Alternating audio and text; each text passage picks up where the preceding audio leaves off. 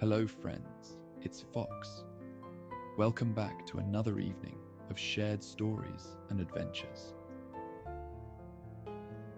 With the fall season coming up, I wanted to do one last hurrah of summertime before we start swapping our flip-flops for slippers and sunscreen for blankets.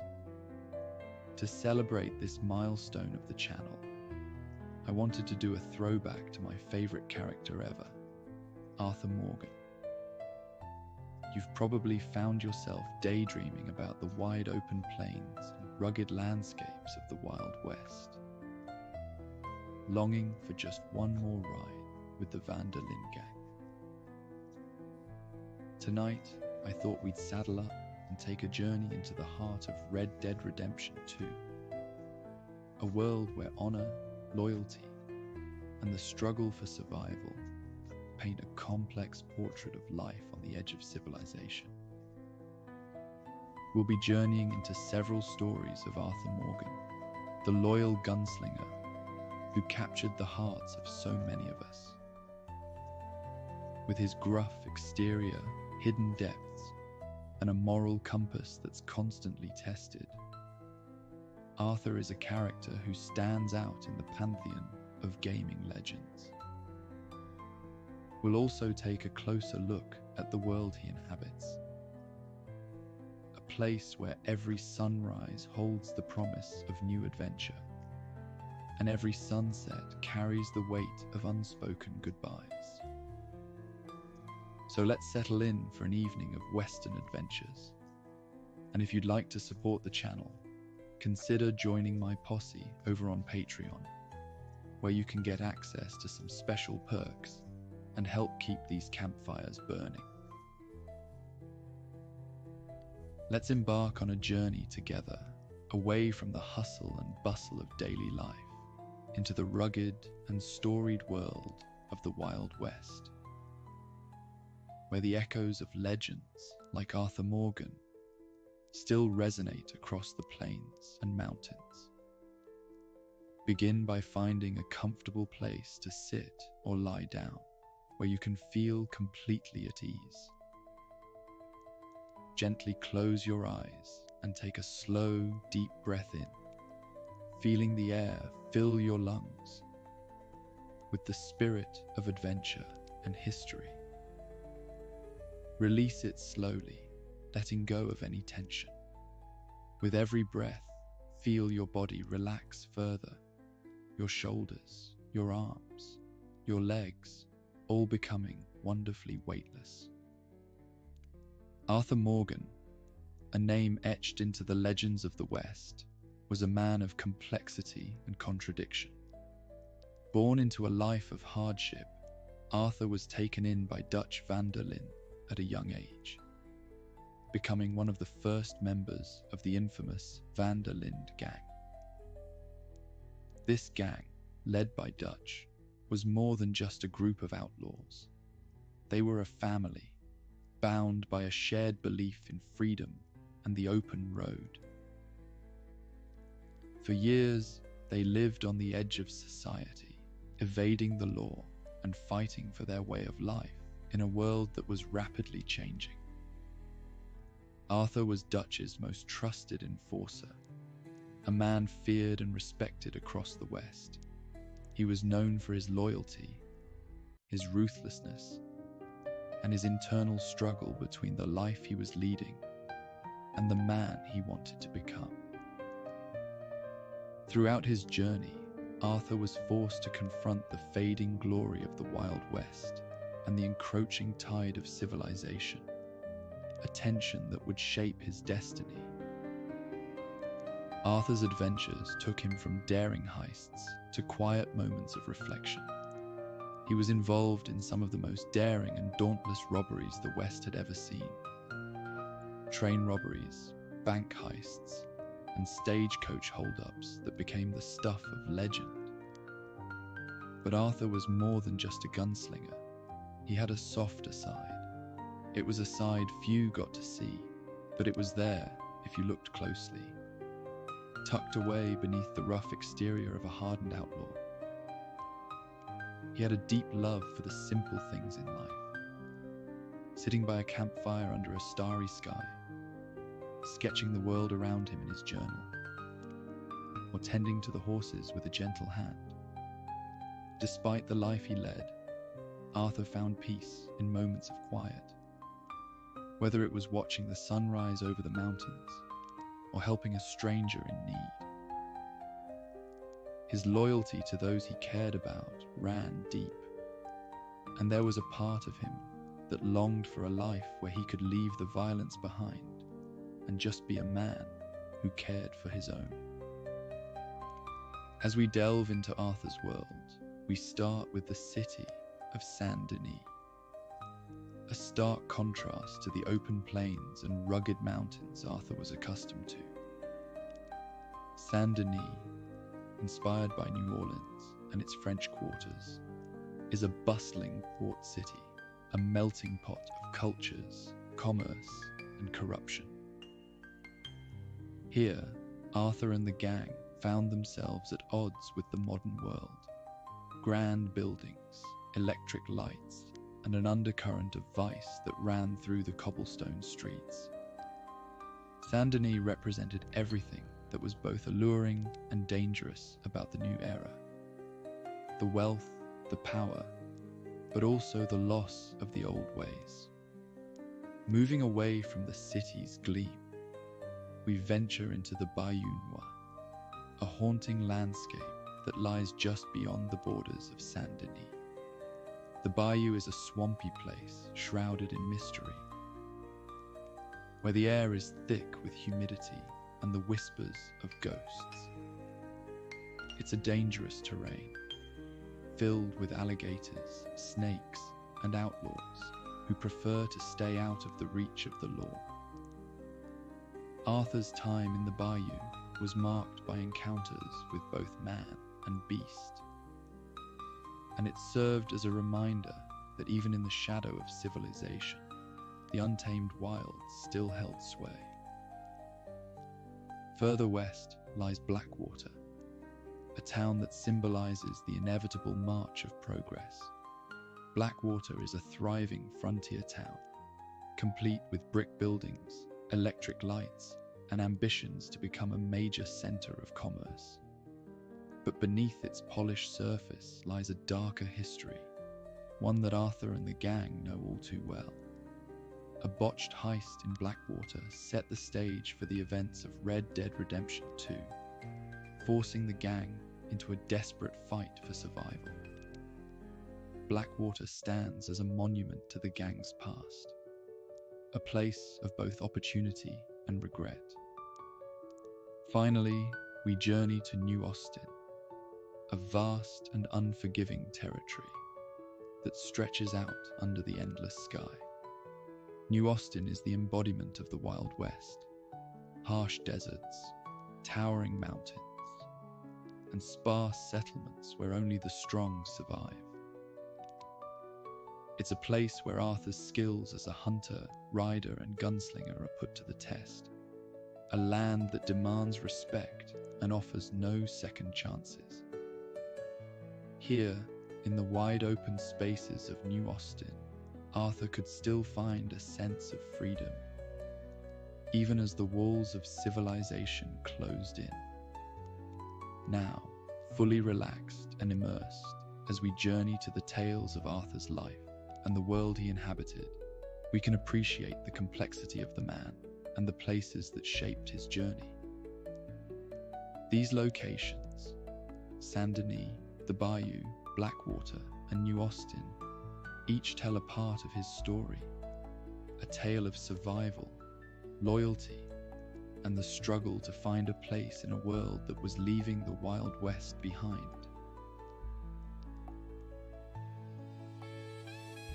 The late afternoon sun hung low in the sky, its golden rays stretching out like long fingers over the freshly built cabin, nestled just outside Beecher's Hope. Arthur Morgan took a step back, wiping the sweat from his brow with the back of his hand, and let his gaze settle on the structure he now called home. The cabin stood solid and unpretentious, a far cry from the ramshackle hideouts and makeshift camps that had defined so much of his life. It was simple, but it was enough for him, for Mary. The scent of pine filled the air around him, mixing with the distant drone of cicadas that formed a peaceful hum around the cabin. Arthur let the quiet sink in, a symphony of nature that felt almost strange to him, like a dream he hadn't realized he was having. Beyond the cabin, the fields rolled out to meet the horizon. Where the Marston's place stood watch, a thin wisp of smoke curling up from the chimney, mirroring his own. Inside, Mary Linton moved about, her voice carrying a soft hum as she unpacked a box of books.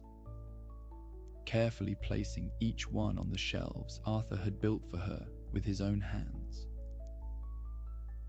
When he stepped through the door, she looked up, and that smile, the one that always managed to chip away at the rough edges of his world, spread across her face. "Done out there, cowboy?" she asked, her tone playful, though there was a warmth in her eyes that spoke of something deeper. "Reckon so," Arthur replied, his voice gravelly but softened by the hint of a smile, tugging at the corners of his mouth. "Got the last of them shingles up, should keep the rain out." Mary nodded, her gaze sweeping over the room with a contentment that made Arthur's chest tighten with pride. "You've done a real fine job, Arthur. This place, it's more than I ever dreamed of." Arthur shrugged, trying to downplay the satisfaction that swelled within him. "Just wanted to make sure you were comfortable is all." As they stood together, the sunlight dipped lower, and a warm, golden hue streamed through the windows. The light danced off the dust motes in the air, giving the room an almost magical glow. Outside, the last of the chickens clucked their way back to the coop, ready to settle in for the night. "Come on," Mary said, tugging gently at his hand. "Dinner's ready. I made stew." Arthur followed her to the table, where 2 steaming bowls of stew awaited them. The rich aroma made his stomach rumble, and he couldn't help the small grin that formed as he sat down. The dog, a scrappy mutt Mary had taken to calling Whitman, lay sprawled out by the fire, while the cat, a sleek tabby named Bronte, watched them with half-closed eyes from its perch on the windowsill. They ate in a comfortable silence. The only sounds in the room, the crackling of the fire and the soft clink of spoons against bowls. The crickets had begun their nightly song, a steady, soothing rhythm that seemed to cradle the cabin in a cocoon of peace. As they finished their meal, a sudden knock at the door broke the quiet. Arthur exchanged a glance with Mary, his brow furrowing as he pushed back from the table to see who it could be.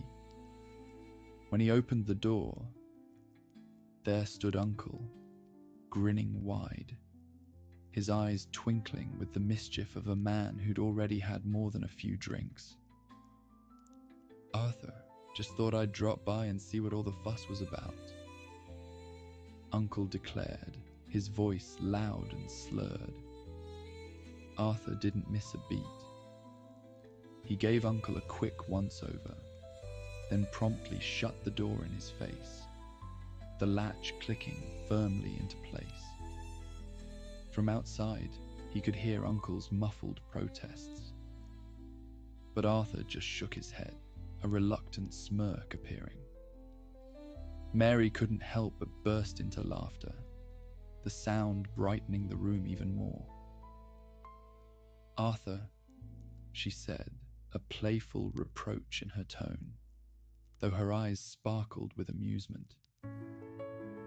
"Man's got a talent for showing up at the wrong time," Arthur muttered as he sat back down, the smile now fully formed. Mary got up and ladled some stew into a bowl. "At least give the poor man something to eat," she said, still chuckling as she opened the door and handed the bowl to Uncle, who accepted it with a grumble before shuffling off into the twilight. With Uncle gone, the cabin returned to its peaceful state. Arthur leaned back in his chair, feeling the weight of the day settle into his bones, a weariness that was oddly comforting. Mary joined him by the fire, a book resting on her lap, a soft smile still playing on her lips. Whitman had now curled up at Arthur's feet, while Bronte purred contentedly on Mary's lap.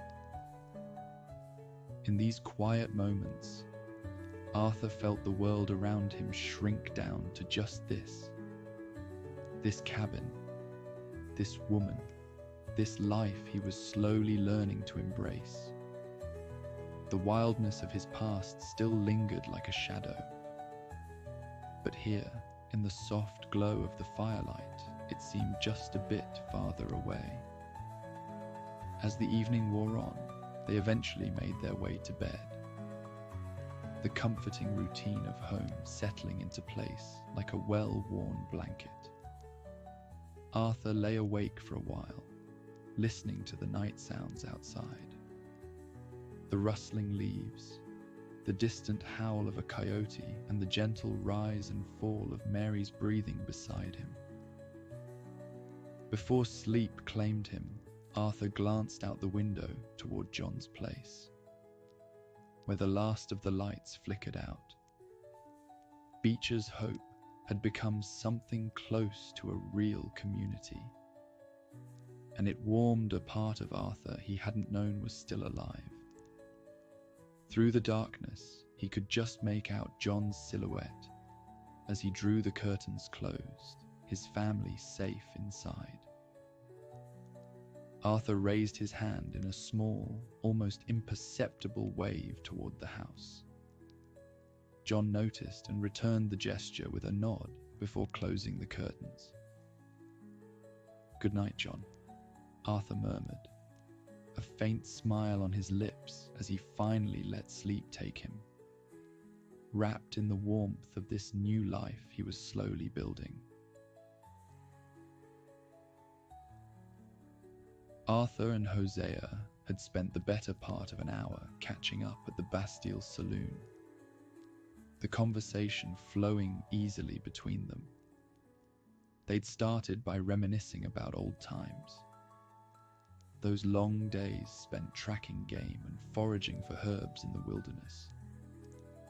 Hosea chuckled as he recounted how Arthur had once mistaken a patch of burdock root for something poisonous, only to be corrected by Hosea before they set off on a successful hunt. "Still got an eye for it?" Hosea asked, a teasing grin on his face. Arthur shrugged with a smirk. "I'd like to think so. Still know my way around a bow, too. Been hunting more for the table these days, though. Mary's fond of those venison steaks we used to cook up by the fire." Hosea nodded appreciatively. "Good to hear you're keeping up with it. How is dear Mary? I heard the cabin is coming along nicely. You should see the place, Hosea," Arthur said, a rare smile tugging at his lips as their conversation shifted to more personal matters. "We've got most of it sorted, and I'm even fixing up a little room for her, a space where she can write and do her work in peace." Hosea leaned back, a satisfied look on his face. "That sounds just about perfect, Arthur. I always knew you'd find a way to make it work. Mary's a good woman, Arthur nodded, his thoughts drifting back to their cozy little home. Their conversation was interrupted by the arrival of Trelawney, who swept into the saloon with his usual flair. Spotting the pair, he made his way over, a glint in his eye that Arthur recognized all too well. "Gentlemen," Trelawney exclaimed, clapping Hosea on the shoulder before turning to Arthur. "If it isn't my favorite duo," Arthur looking dashing as always. Hosea took that as his cue to leave, rising from his chair with a knowing smile. "I'll let you two catch up. Arthur, take care of yourself and give my best to Mary." "Will do," Arthur replied, watching as his old friend headed out of the saloon. Then, turning to Trelawney, he sighed. "All right, what is it?" Trelawney grinned, sensing Arthur's reluctance, but pressing on nonetheless. "I couldn't help but overhear that you're looking to furnish that lovely home for you and Mary. And as luck would have it, I've come across a bounty that might just help with that." Arthur raised an eyebrow, skepticism written all over his face. "And what makes you think I'm interested?" Trelawney's grin widened. "Oh, just a hunch. This one's a politician, Caldwell, been hiding out in Saint Denis, and word is he's holed up somewhere in the slums. The pay's good, Arthur, and it'd go a long way to getting Mary's room just right." Arthur rolled his eyes, knowing full well that Trelawney wouldn't let this go until he agreed. "Fine, but let's make it quick." The two men made their way to the last place Caldwell was seen. Doyle's Tavern, a rundown, grimy bar deep in the slums of Saint Denis. The air was thick with the stench of sweat, stale beer, and something far less pleasant as they entered.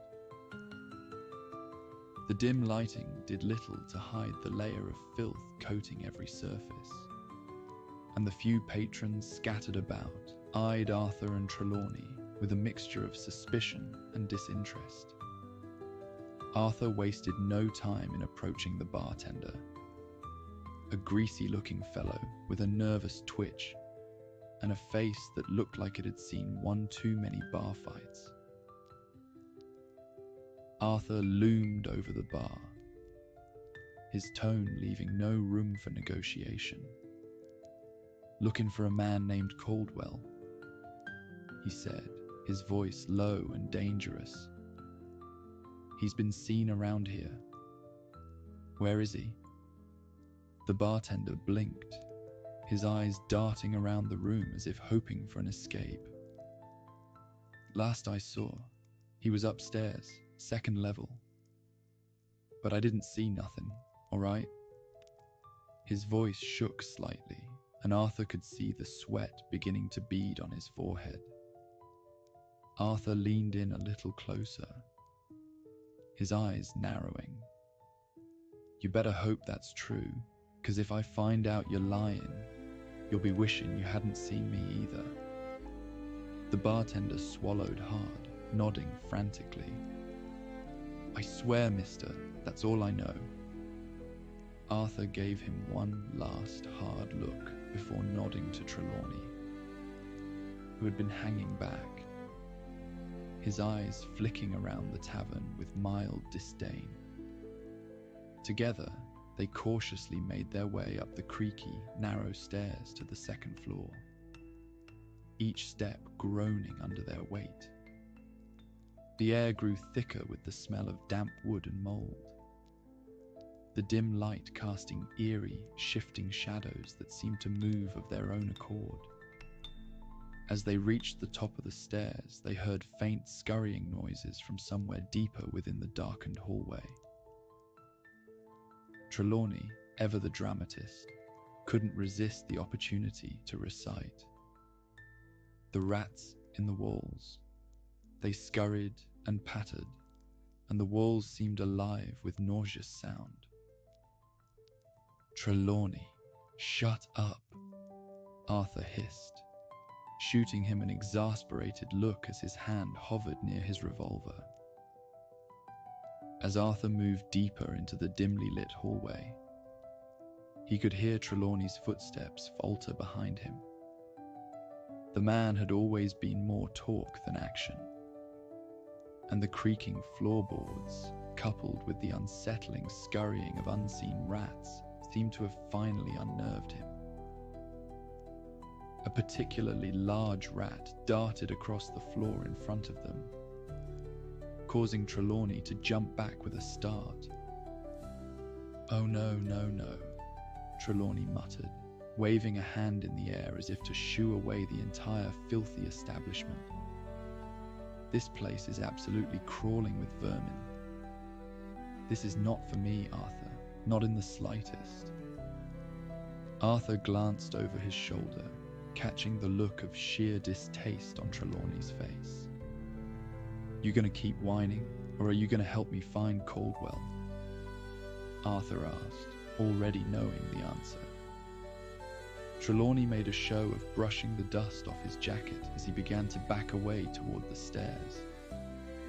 "You know, Arthur, I think it's best if I leave this one to you. The atmosphere here isn't quite up to my standards. How about you just mail me my share of the bounty once you're done?" Arthur rolled his eyes, muttering under his breath as he watched Trelawney retreat down the creaky stairs. "You're lucky if I don't mail you something else, you lazy son of a..." But Trelawney was already gone, disappearing with a flourish that was as much an escape as it was a performance. Shaking his head in exasperation, Arthur moved forward alone, his boots barely making a sound on the warped wooden floor. He followed the faint noises, footsteps perhaps, until he reached a door slightly ajar at the end of the hall. Just as Arthur was about to push the door open, he heard the sound of a window slamming shut, followed by hurried footsteps. Rushing inside, Arthur found the room empty, save for the window that was now flapping in the breeze. He cursed under his breath, quickly crossing the room to peer outside. Sure enough, Caldwell was already on the rooftops, scrambling across the narrow ledges and balconies, his polished suit now dirty and disheveled. The man was fast, clearly desperate to escape, but Arthur wasn't about to let him slip away. "Damn it," Arthur muttered as he hoisted himself out the window, landing on the rooftop with a practiced ease. He took off after Caldwell, his boots pounding against the tiles as he darted across the narrow gaps and tight alleyways that made up the tangled web of Saint Denis. The city's labyrinthine streets echoed with the sound of their pursuit, the clatter of boots on stone mingling with the distant noise of the bustling city below. Caldwell was nimble, his fear driving him faster than Arthur had expected. He leapt from rooftop to rooftop, his movements wild and frantic as he sought any means of escape. He leapt from the last rooftop, landing near a group of people and busy street. Arthur cursed under his breath, jumped down and took off after him, pushing through the crowd with a single-minded focus. The city seemed to close in around them, the noise of the bustling market fading into the distance as they plunged deeper into the alleyways. Arthur nearly had him at one point, reaching out to grab the back of Caldwell's coat as they rounded a corner. But the slippery politician twisted away at the last second, vaulting over a low fence and disappearing into a narrow passage. Damned fool, Arthur growled, vaulting the fence with ease and continuing in hot pursuit. He could hear Caldwell's laboured breathing ahead, the man clearly running out of steam as they neared the outskirts of the city.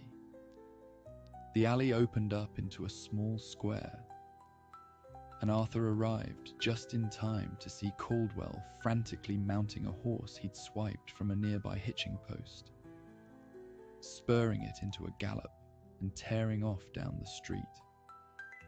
"Not today, you ain't," Arthur muttered under his breath, not missing a beat. He whistled sharply for Cal, his golden Turcoman, who came galloping around the corner, ready for action. With a swift motion, Arthur swung into the saddle and urged Cal forward, the powerful horse quickly closing the gap between them. The chase continuing out of the city and into the open plains where the real hunt began. Arthur leaned low over Cal's neck, urging the horse faster as they tore through the dense trees of Bolger Glades. Caldwell was a decent rider. Arthur had to give him that, but he wasn't going to outrun Cal. Arthur's grip tightened on the reins, his eyes locked on Caldwell's back as they wove through the trees, the sunlight filtering through the canopy in broken patches. "Gonna catch you, Caldwell," Arthur muttered to himself, his voice lost in the wind as he pushed Cal harder. The fleeing politician led them deeper into the glades, past the decaying ruins of Shady Bell and into the thick woods. The trees closed in around them, their branches forming a tangled web that blocked out most of the light. The path was narrow, and Caldwell's horse was showing signs of exhaustion. Up ahead, Caldwell suddenly ditched the horse, jumping down and disappearing into the underbrush. Arthur cursed under his breath and brought Cal to a halt, swinging down from the saddle. He wasn't about to let Caldwell slip away, not when he was this close. Arthur moved quickly, pushing through the dense foliage as he followed the trail Caldwell had left behind. The forest was quiet, too quiet, and Arthur kept his hand on the grip of his revolver as he scanned the shadows. It didn't take long to catch up. Arthur spotted Caldwell up ahead, crouched low as he tried to make his way through the thick underbrush. The man's breathing was ragged, his movements desperate. Arthur called out, his voice tinged with irritation. "Ain't no point in running. You know you can't outlast me." Caldwell looked back, panic flashing in his eyes. "God damn it, Morgan. You just can't leave well enough alone, can you?" Arthur rolled his eyes, closing the distance between them. "I'd leave you alone if you weren't worth a pile of cash. But you're too much of a damn idiot to stay out of trouble." Caldwell scowled, but he was too winded to put up much of a fight. "You know, you're a real pain in the ass." Arthur snorted. "Yeah, well, you ain't exactly a walk in the park yourself. Now get over here before I have to drag you." Caldwell turned to bolt again, but Arthur was quicker. He swung his lasso, the rope sailing through the air and catching Caldwell around the shoulders. With a sharp tug, Arthur yanked him off his feet, sending him crashing to the ground. Caldwell spat on the dirt, his face twisted in frustration. Arthur grinned, hauling Caldwell to his feet and dragging him back toward Cal. "You're lucky you're worth anything. Otherwise, I'd leave you out here to rot." They hadn't gone more than a few steps when Arthur felt a prickle at the back of his neck, a sensation that had saved his hide more times than he could count. He stopped, his grip on Caldwell tightening as he scanned the forest around them. "What's wrong?" Caldwell asked, his voice laced with unease. Arthur didn't answer right away, his eyes narrowing as he caught movement in the shadows. "Feels like we're being watched," he muttered, his hand instinctively going to his revolver. Caldwell's bravado faltered as he glanced around nervously. "The law?" Arthur shook his head. "No, this ain't the law. This is something else." A low growl rumbled through the forest, making the hairs on the back of Arthur's neck stand on end. The sound was deep, menacing, and all too familiar. Arthur's eyes scanned the underbrush carefully. "We got ourselves a problem," Arthur muttered, his voice low. "Panther." Caldwell's face drained of color. "Panther? Are you serious?" Arthur nodded, his eyes still on the shadows. "Looks like it's been following us for a while."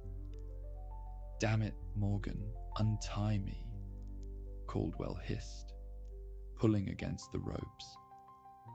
"I can help." Arthur glanced at him, almost chuckling. "You? Help? You'd probably just get us both killed. Besides, you're annoying enough without a gun in your hand. Come on, Arthur. Don't be an idiot," Caldwell argued, his voice tinged with desperation. "You can't take that thing on alone." Arthur sighed, turning back to the forest. "Maybe I'll just let it have you. Give it a nice, easy meal while I slip away." "You wouldn't dare." His captive shot back, though the fear in his voice was palpable. Arthur scoffed, but his grip on his revolver tightened. "You're lucky I got plans for that bounty money. Otherwise, I might be tempted." Caldwell opened his mouth to protest again, but a sudden rustle in the bushes to their right cut him off. Arthur felt his heart skip a beat as he turned, his revolver at the ready. The growl came again, louder this time, and Arthur knew the panther was close.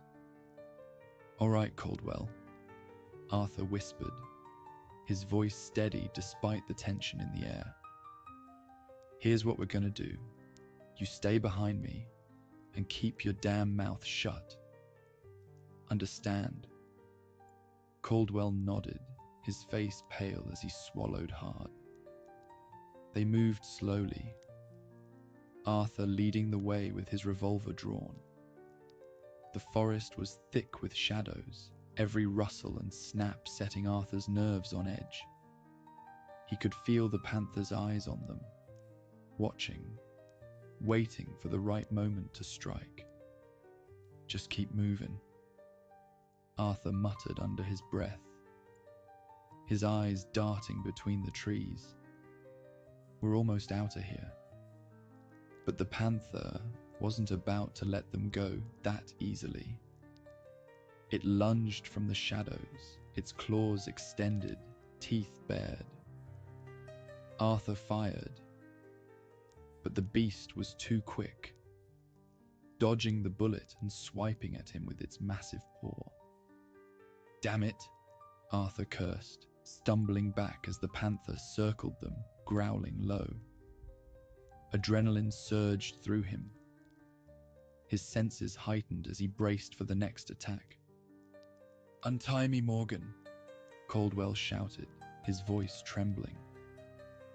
Arthur ignored him, his focus locked on the panther. The panther lunged again, and this time Arthur's bullet found its mark. The panther let out a furious roar, but its momentum carried it forward, crashing into Arthur and knocking them both to the ground. Arthur struggled under the beast's weight, its hot breath on his face as it snapped its jaws at him. With a surge of strength, Arthur pushed the panther off and scrambled to his feet, drawing his knife. Caldwell yelled, struggling against the ropes as the panther turned on him. Arthur didn't hesitate.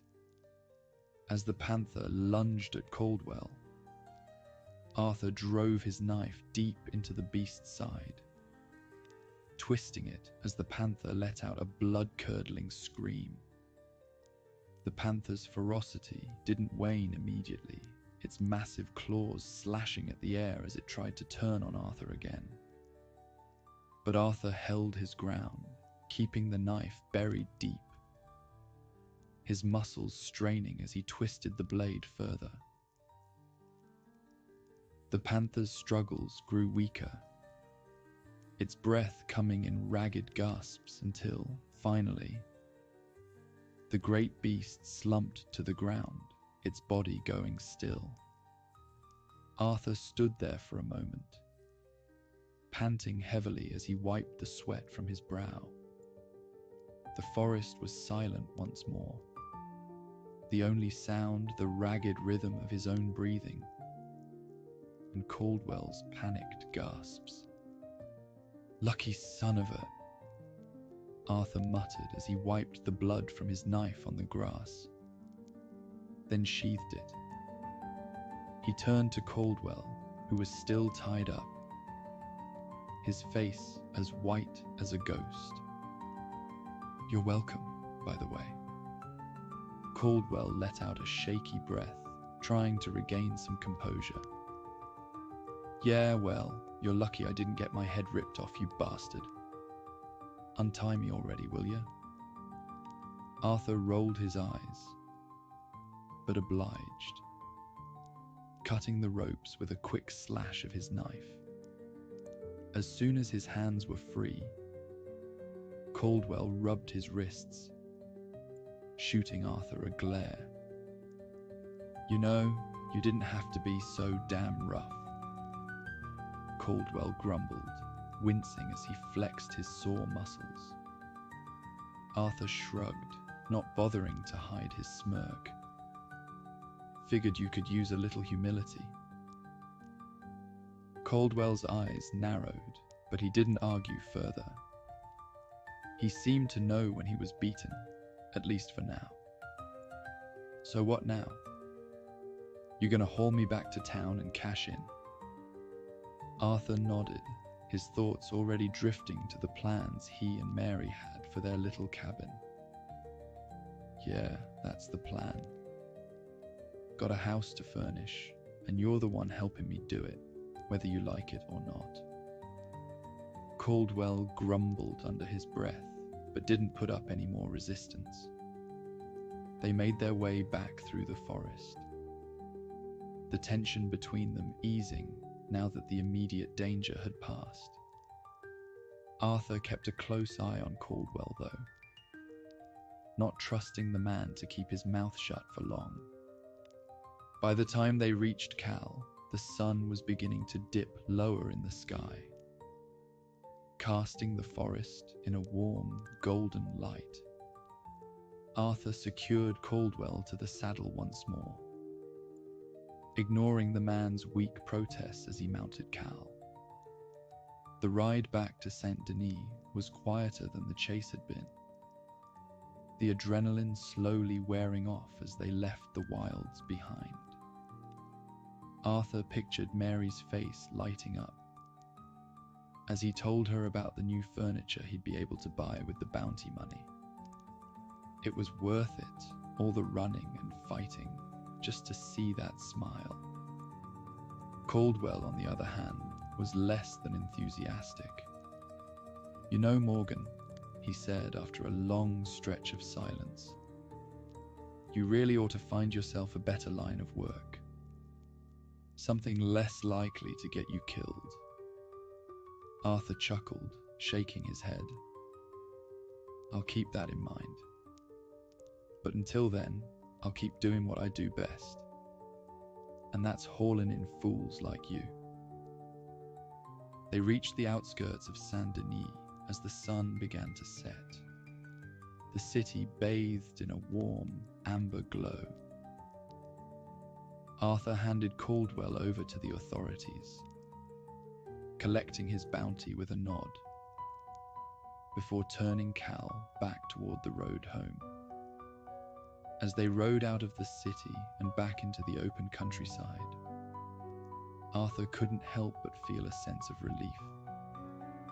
The day had been one hell of a ride. By the time Arthur reached the cabin, the sky was awash in shades of purple and orange. He could see the soft glow of the fireplace through the windows, the warmth of home pulling him forward. He dismounted and led Cal into the small barn he'd built, giving him an affectionate pat and a quick brushing. "Good boy," he hummed, feeding him an apple for his efforts. He closed the barn door and walked toward the cabin, pausing to glance across the path at John's place. The lights were still on in the Marston house, a reminder that they weren't alone out here. Arthur tipped his hat toward the house. "Good night, neighbor," Arthur murmured to himself, a faint smile on his lips as he finally turned toward his own door.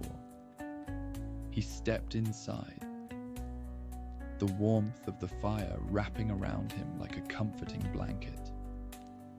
Mary looked up from the table, where she was scribbling in her notebook, her face lighting up as she saw him.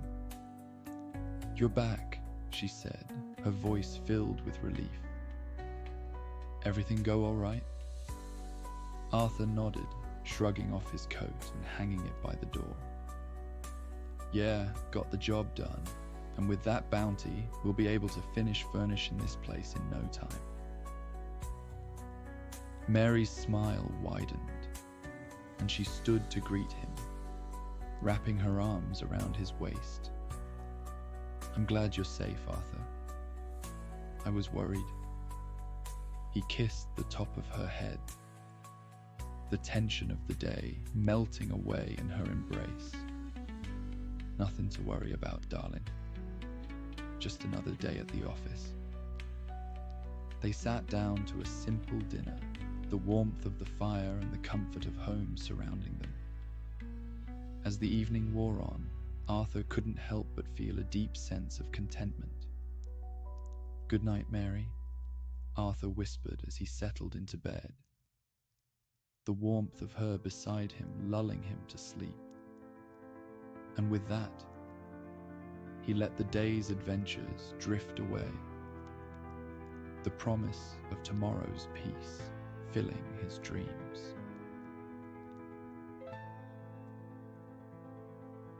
The evening sun dipped low as Arthur Morgan saddled up Cal, his golden Turcoman, just outside the gang's camp. It had been a long day, and Arthur was looking forward to winding down with a quiet dinner, and maybe a story from Mary. But that simple plan was dashed when Dutch cornered him earlier, eyes gleaming with that mix of charm and command that Arthur had come to recognize all too well. "Arthur," Dutch had started, his voice as smooth as ever, "I need you to check on something for me." Arthur had raised an eyebrow, already knowing he wasn't going to like what came next. "Yeah? What's that?" Dutch leaned in, lowering his voice like they were sharing some grand secret. "There's a gambler in Valentine, made quite a name for himself. Seems he's been fleecing folks left and right, including our dear Lenny and Bill. Now I'd normally let them learn their lesson, But this fella, he's been asking too many questions about us. I want you to go make sure he's not more trouble than he's worth." Arthur sighed, glancing over at Lenny and Bill, who were sulking nearby, clearly licking their wounded pride. "And you want me to deal with him?"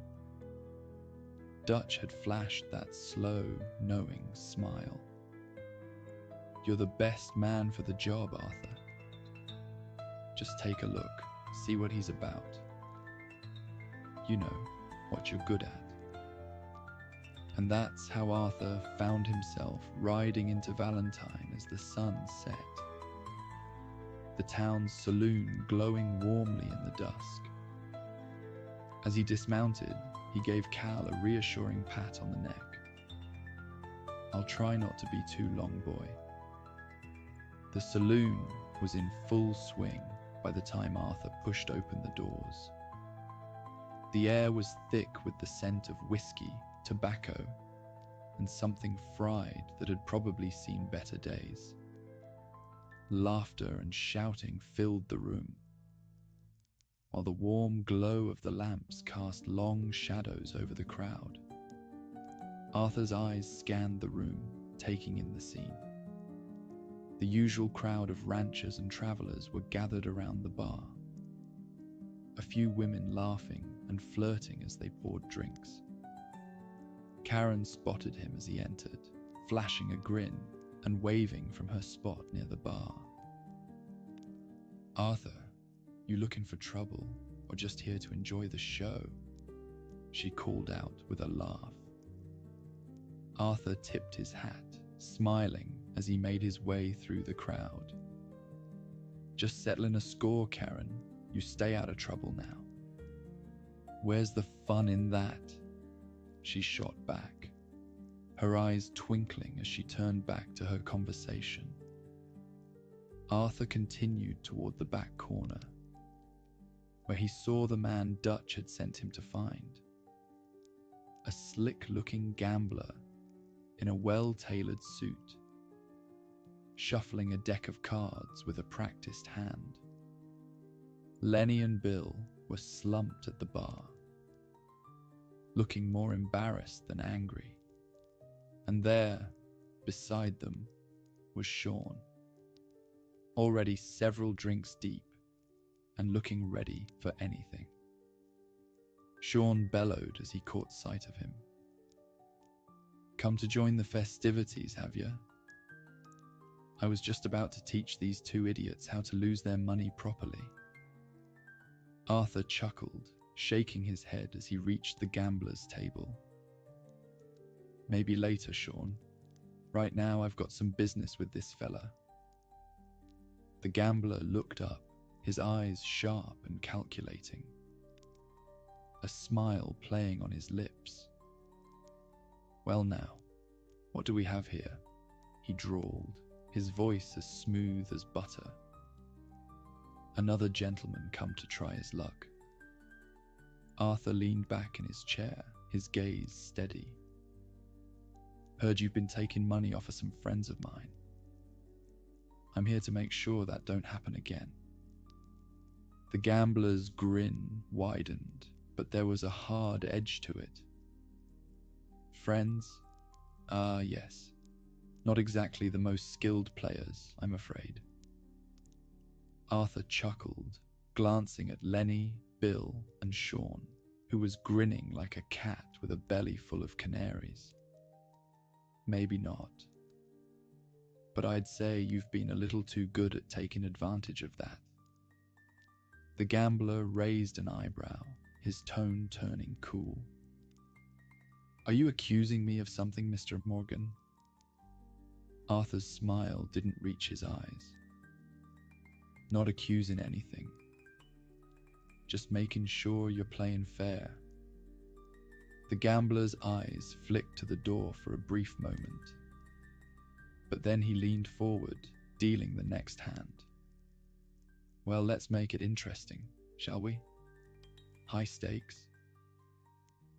"High enough," Arthur replied, his voice steady as he picked up his cards. The game began, and the tension in the saloon seemed to shift, with more eyes turning toward the back table. The gambler was smooth, his movements practiced and confident, and he played his hand with the kind of calm that could only come from someone who was used to winning. But Arthur wasn't here just to win.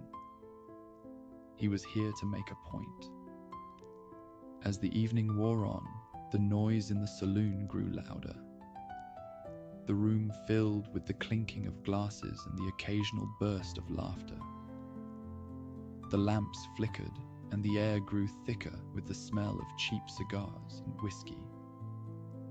Arthur kept his focus on the gambler, though, noticing the subtle shifts in the man's movements, the way his eyes flicked to certain spots on the cards, the almost imperceptible adjustments in his seat when he dealt. Arthur played his cards with a steady hand, biding his time until the right moment. When the gambler dealt what he must have thought was his winning hand, Arthur caught the flick of the wrist, too quick for most to notice, but not for him. The gambler laid his cards down with a smug grin. "Full house," he announced, reaching for the pot. Arthur didn't flinch, his eyes narrowing as he stared at the man. "Not so fast. Let's take a look at those cards." The gambler's smile faltered, but he quickly recovered, leaning back in his chair with a dismissive wave. "Come now, Morgan, let's not be poor sports." Arthur leaned forward, his voice dropping to a low, dangerous whisper. "This ain't about sportsmanship. This is about you being a damn cheat. Now show me the cards." The saloon went quiet, the crowd holding their breath as the gambler hesitated, his eyes darting around the room. But there was no escape, not with Arthur's hand hovering over the table, and the entire room watching to see what would happen next. With a resigned sigh, the gambler flipped the cards over, revealing the marks that Arthur had already known were there. The room erupted into shouts and laughter, the patrons quickly turning on the man they'd just been watching with admiration. Arthur stood up slowly, towering over the gambler as he leaned in close. "You're gonna give back what you took, and then you're gonna get the hell out of town before I decide to do something about it." The gambler's bravado crumbled as he reached into his pockets, tossing a handful of bills and coins onto the table. Lenny, Bill, and Sean quickly scooped up their money, the relief palpable as they pocketed the cash. "You happy now?" The gambler spat, though the fear in his eyes was plain as day. Arthur gave him a look that could have stopped a clock. "Happier than you'll be if you don't start walking." The gambler didn't need to be told twice. He grabbed his coat and hat, shoving his way through the crowd and out the door, the sound of his retreating footsteps echoing in the sudden silence of the room. As soon as the door swung shut, Sean burst out laughing, slapping Arthur on the back. "Arthur, you bloody legend. You should have seen the look on that idiot's face." Lenny grinned, clapping Arthur on the shoulder. "Thanks, Arthur. Thought we were going to have to crawl back to camp with our tails between our legs." "Wouldn't have been the first time," Bill muttered, though he couldn't hide the smile on his face. Arthur chuckled, shaking his head. "Just don't make a habit of it. Next time, I might not be around to bail you out." They were just about to head out when the saloon doors swung open again, revealing a group of rough-looking men who clearly had no intention of letting the evening end on a peaceful note. They had that unmistakable look of O'Driscoll's, and from the way they were glaring at Arthur and his friends, it was clear they weren't there to chat. "You think you can just come in here and hustle our friend?" one of them snarled, cracking his knuckles as he stepped forward. Arthur sighed, glancing at Lenny, Bill, and Sean. "I swear, you boys are going to be the death of me." The tension in the room was thick enough to cut with a knife. And then, as if on cue, all hell broke loose. Arthur barely had time to register Sean's gleeful shout before the first punch was thrown. Sean, true to form, launched himself at the nearest O'Driscoll, fists flying as he cackled like a madman. Lenny wasn't far behind, taking on two men at once with a wild grin on his face. Even Bill, usually more of a brawler than a scrapper, was holding his own, tossing an O'Driscoll over a table with a satisfying crash. Arthur, meanwhile, found himself in the thick of it, dodging a poorly aimed punch and delivering a solid right hook that sent his attacker stumbling backward. The saloon erupted into chaos. Chairs toppling, tables overturning, and the shouts and laughter of the brawl filling the room. Sean was having the time of his life, ducking and weaving as he traded punches with an O'Driscoll twice his size. "Come on, you bloody cowards. Is that all you've got?" Lenny, grinning from ear to ear, smashed a bottle over one man's head, sending him sprawling. Arthur couldn't help but laugh as he sent another O'Driscoll crashing into the bar. The fight spilled out into the street, drawing a crowd of onlookers who were more than happy to watch the chaos unfold. But as the fight wore on, Arthur knew they couldn't keep this up forever. He caught Lenny's eye, nodding toward the edge of town. "Time to go, boys." Lenny and Bill didn't need to be told twice. They broke free of their brawls and made a run for it, Sean following close behind, still laughing like a maniac. Arthur brought up the rear, dodging a final punch before dashing after them. By the time they reached the edge of town, the dust was starting to settle.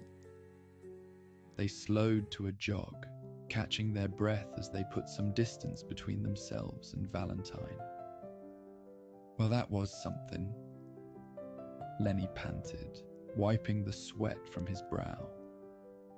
Bill grinned, though he was clearly exhausted. "We gotta do that again sometime." Arthur rolled his eyes, but there was a fond smile firmly in place. "You boys are trouble, you know that." Sean, still grinning from ear to ear, threw an arm around Arthur's shoulders. "But what's life without a little trouble, eh?"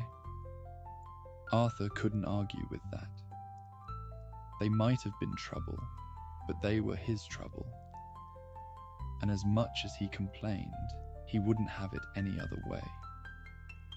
As they made their way back to camp, the familiar sights and sounds of the gang's home came into view. The camp was quiet as they approached. The women gathered around the fire, chatting softly, the soft glow of the lanterns casting a warm light over the clearing.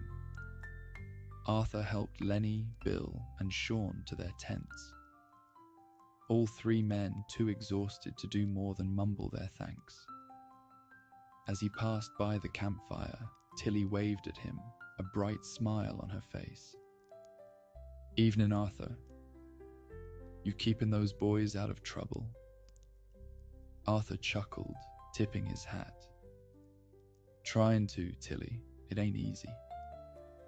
She laughed, shaking her head as she turned back to the fire.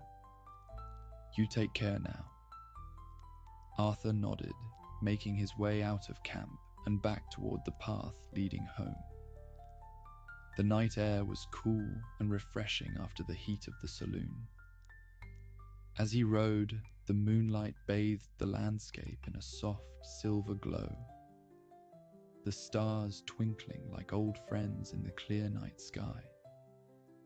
Arthur couldn't help but smile as he thought about the life he was building, the peace he was finding in the simple things, like the quiet ride home after a night of brawling with friends.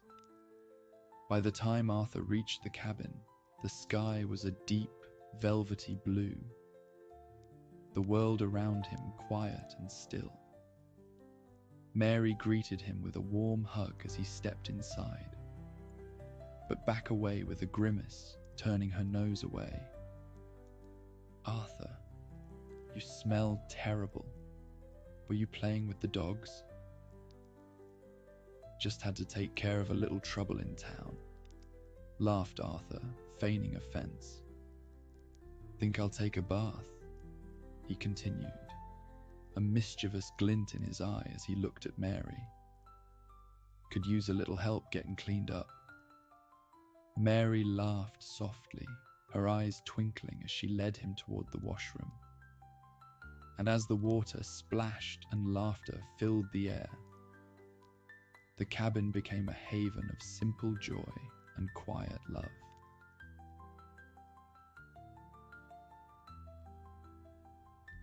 The evening in Rhodes had started off calm enough, with Arthur and Charles enjoying a rare night of relaxation at the saloon.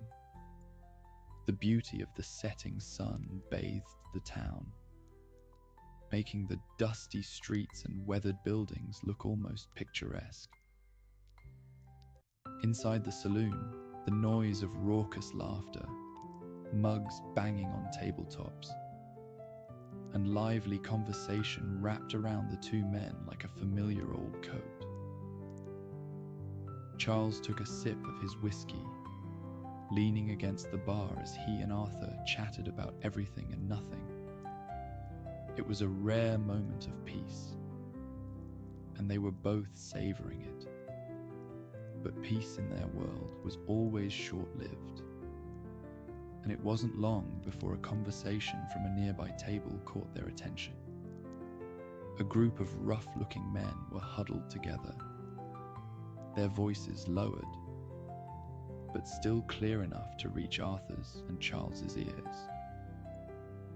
One of them, a lean man, with a scar running down his cheek, leaned in close to the others. "You all hear about the new moonshine operation out in the bayou? Heard they're running some serious product, cutting in on all the local business." Charles's eyes flicked over to Arthur, who was already listening intently. He raised an eyebrow, giving Charles a look that clearly said, "You want to get involved?" Charles nodded slightly, then turned back to his drink and whispered, "That's so. I might have some interest in taking out a little competition." Arthur smirked. "You running your own little operation on the side there, Charles?" Charles shrugged, a hint of a grin playing on his lips. "A man's gotta make a living. Figured it was time to expand my horizons." Arthur chuckled, taking another sip of his drink. "Well, I reckon I can help you out. Been too quiet lately anyway. Could use a bit of excitement." Charles's grin widened and he clinked his glass against Arthur's. They continued to eavesdrop on the men, who were oblivious to the fact that their conversation was being overheard. The men spoke of a moonshine operation hidden deep in the bayou, accessible only by boat, and protected by the natural dangers of the swamp. Chief among them, the alligators that prowled the waters. Word is, they're set up in a shack a ways into the bayou, the scarred man was saying. Hard to get to, but worth it if you can make the trip. They've got more moonshine than they know what to do with. Sounds like easy pickings. Another man added, his voice eager. We could make a fortune. Arthur and Charles exchanged a knowing glance, both knowing that the operation wasn't going to be as easy as those men thought. The bayou was treacherous enough without adding moonshiners and gators into the mix. But they'd handled worse. As the conversation at the other table wrapped up, Arthur and Charles finished their drinks and stood up, ready to head out. The night was young, and they had work to do. The air outside the saloon was a little cooler than expected this time of year. The stars were beginning to peek out from behind the clouds, and the town of Rhodes was quiet. The only sounds the distant croak of frogs and the rustle of leaves in the breeze. They mounted their horses and rode out of town, following the directions they'd gleaned from the conversation. The path led them deeper into the bayou, the gnarled trees growing closer together overhead. It smelled of moss and stagnant water, and the sounds of the swamp grew louder, more menacing. As they approached the edge of the swamp, they found an old, weathered boat tied up at a small dock. It was the kind of boat that had seen better days, but it looked seaworthy enough to get them where they needed to go. We'll take the boat from here, Charles said, dismounting and tying his horse to a nearby tree. Quieter that way. Arthur nodded, securing Cal before joining Charles at the boat. They pushed off from the dock, the boat gliding silently into the dark, murky waters of the bayou. The only sound was the soft splash of the oars as they moved further into the swamp. The moonlight filtered through the dense canopy above, reflecting eerily off the water. It was humid all around, and the smell of rotting vegetation hung heavy. Arthur kept a firm grip on the oars, his eyes scanning the darkness around them. It didn't take long for them to realize they weren't alone in the water. As they glided through the swamp, they began to see the unnerving glow of eyes reflecting back at them in the moonlight. Dozens of eyes, all watching them from just beneath the surface. Gators, Charles murmured, his voice low and tense. They're all around us. Arthur nodded, his muscles tensing as he continued to row. Just keep calm. Don't make any sudden moves, and they'll leave us be. But the knowledge that they were outnumbered by alligators, their cold, predatory eyes fixed on them, was enough to set both men on edge. The boat felt impossibly small in the vast, dark expanse of the swamp, and every splash or rustle in the water sent a jolt of adrenaline through them. They glided on, the path ahead of them barely visible. They finally reached a point where they could go no further by boat. The water had become too shallow, the mud too thick. Arthur and Charles secured the boat as best they could, then stepped out into the swamp, the earth sucking at their boots as they trudged forward. The glow of the alligator's eyes followed them as they moved. the creatures seemingly more curious now that they were on foot. Arthur kept his hand on his revolver. His senses heightened as they made their way through the swamp. The shack came into view, a ramshackle building that looked like it had been cobbled together from whatever materials were at hand. A faint light flickered inside, and the smell of moonshine was heavy in the air, mixing with the damp scent of the swamp. Charles gestured for Arthur to follow him as they moved closer, keeping to the shadows.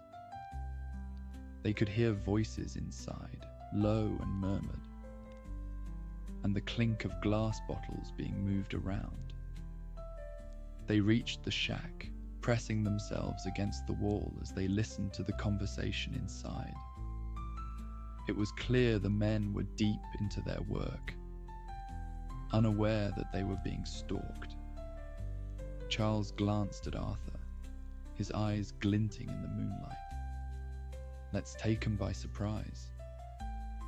Arthur nodded, drawing his revolver and pulling his bandana up to cover the lower half of his face. They moved quickly and silently, rounding the shack to find the entrance. The door was slightly ajar, and Arthur could see the silhouettes of the men inside, their backs turned as they worked. On Charles's signal, Arthur kicked the door open, storming into the shack with his revolver at the ready. The men inside barely had time to react before Charles was on them, his knife flashing in the dim light as he took down the first man. The second man went for his gun, but Arthur was quicker, firing a shot that sent the man sprawling to the floor. The third man, realizing he was outmatched, threw up his hands in surrender, his eyes wide with fear. "Don't shoot. I'll do whatever you want," the man stammered, his voice shaking. Arthur kept his weapon trained on the man, his voice cold and steady. "You're gonna tell us who you're working for, and you're gonna do it quick."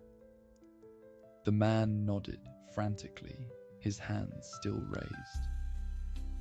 "It's the raiders, all right? They're running moonshine through the bayou, trying to keep the law off their backs. We're just middlemen, I swear." Arthur exchanged a glance with Charles, then said, "You tell your bosses that this operation's done. And if we hear about it again, we'll be back, understand?" The man breathed a sigh of relief, his face pale as he stammered out a response. I swear I'll tell him. Just don't kill me." Arthur holstered his revolver, signaling for Charles to keep an eye on the man as he moved to inspect the crates stacked in the corner. Sure enough, they were filled with bottles of moonshine, the labels marked with the raiders' insignia. "Let's burn it," Charles suggested. Arthur nodded in agreement. "Good idea. Leave him something to think about." They quickly set to work, dousing the crates with moonshine and setting a match to the pile. The fire caught quickly, the flames licking up the sides of the shack as they moved back outside. The man they'd spared scrambled out of the shack, throwing one last panicked look at Arthur and Charles before disappearing into the swamp. Arthur watched him go, a grim expression on his face. "Think he'll tell him?" Charles asked, his eyes on the flames as they consumed the shack. Arthur nodded. "Yeah, he'll tell him, and they'll know we ain't messing around." The two of them stood there for a moment, watching the fire burn as the night closed in around them. Finally, Arthur turned away, heading back toward the boat. "Let's get out of here before someone comes looking." The return trip was just as tense as the journey in. The boat gliding silently through the dark waters as they kept a wary eye on their surroundings. As they finally reached the dock where they'd left their horses, both men felt more at ease. The swamp had a way of making a man feel small and vulnerable, but they'd made it through unscathed. The stars still twinkled brightly overhead, but the sky was beginning to show the first signs of dawn. Charles and Arthur were both tired, but there was a quiet satisfaction in their silence as they made their way back. When they reached the edge of camp, Charles pulled his horse to a stop and dismounted. Arthur followed suit, watching as Charles reached into his saddlebag and pulled out a small sack of money. "Here," Charles said, tossing the sack to Arthur. "Your share. We did good tonight." Arthur caught the sack, feeling the weight of it in his hand. He nodded with a satisfied smirk. "Thanks, Charles. We always make a good team." Charles smiled back. "That we do. I'll see you around, Arthur."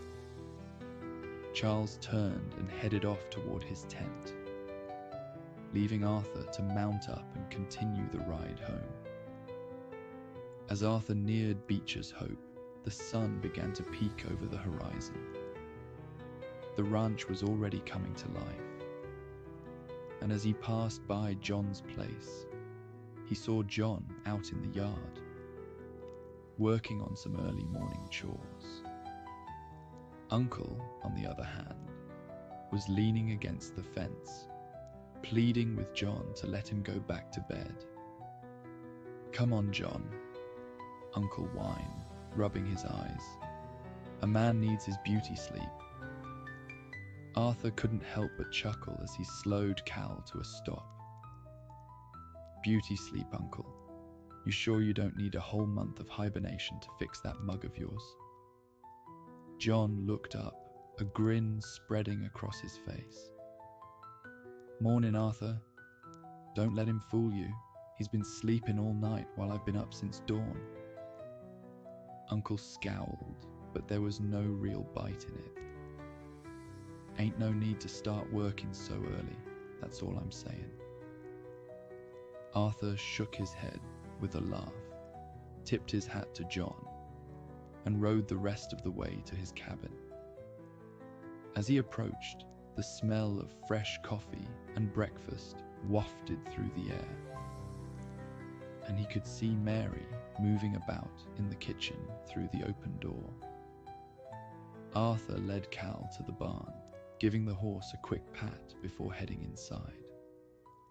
Mary looked up as he entered, a warm smile on her face.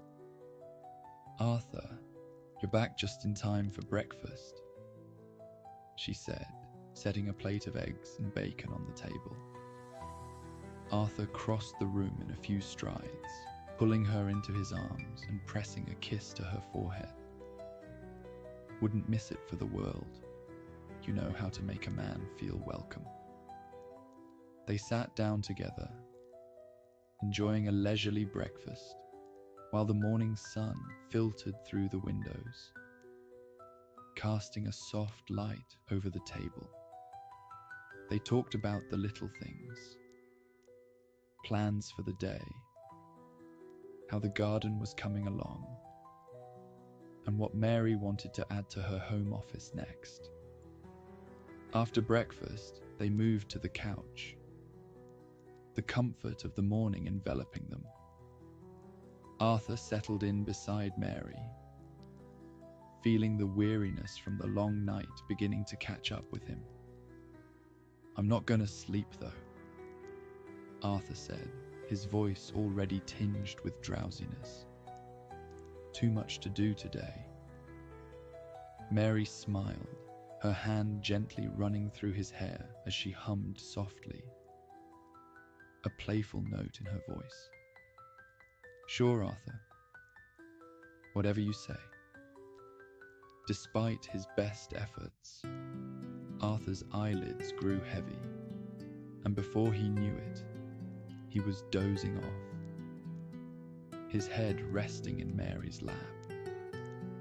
The soft purring of Bronte, the cat, curled up on his chest, only added to the comfort of the moment.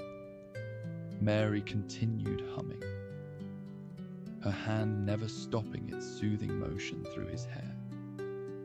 She glanced down at Arthur, a tender smile on her face as she watched him sleep, his expression peaceful and content.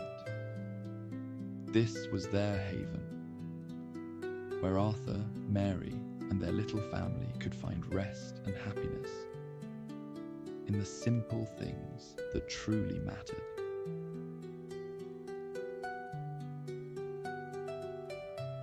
It was already sundown in bustling town of Blackwater, as Arthur Morgan guided Cal down the main street. This trip wasn't like the usual ones he made to Blackwater. This time, he was here to do something more domestic. Mary had given him a list of things she needed for food, the house, and her writing, and Arthur was determined to get everything just right. He'd been thinking about surprising her with something special too. Maybe a little something extra to show how much he appreciated her.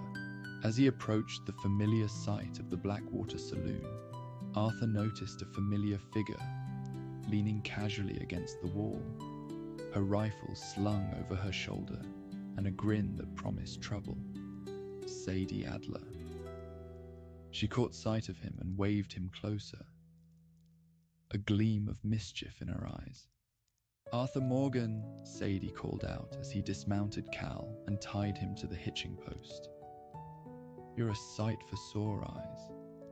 What brings you to town this fine morning? Don't tell me you're here for the drinking this early." Arthur chuckled, shaking his head as he approached her. "Not today, Sadie. Got some shopping to do for Mary."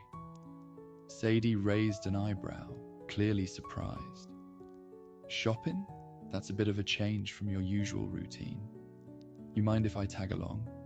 Got something to talk to you about while you're at it." Arthur considered her for a moment. "You look like a woman with a plan, Sadie. That usually means more work for me." He rolled his eyes, but nodded with a small grin. "But sure, why not? Could use the company. What's on your mind?" Sadie beamed. "You know me too well, but I promise, this one's worth your time." She fell in step beside Arthur as they started down the street toward the general store. "Heard about a job that might interest you. Farmer out in New Austin's got a problem with some kind of monster tearing up his livestock. He's paying top dollar to anyone who can take care of it." Arthur glanced incredulously at her. "A monster? Sounds like you're trying to drag me into some tall tale." Sadie smirked. "Maybe, maybe not. But he's calling it a goat-sucker monster. And whether it's real or not, the money's real enough. Thought you might want to join me and Javier on this little adventure." Arthur's smile faltered slightly as he looked around the bustling streets. "Where is Javier anyway? Haven't seen him around camp much lately." Sadie shrugged, her expression turning a bit more serious. "He's been laying low, dealing with some business of his own. But I've been in touch, and he's up for this job if you are." Arthur nodded thoughtfully. "Good to know. Well, I'll think about it. But first, let's get this shopping done. Mary's been real patient with all my running around, and I don't want to keep her waiting." Sadie nudged him playfully. "You really are getting domesticated, Arthur. Never thought I'd see the day." Arthur just laughed in response. They entered the general store, the familiar scent of tobacco and leather greeting them as they walked inside.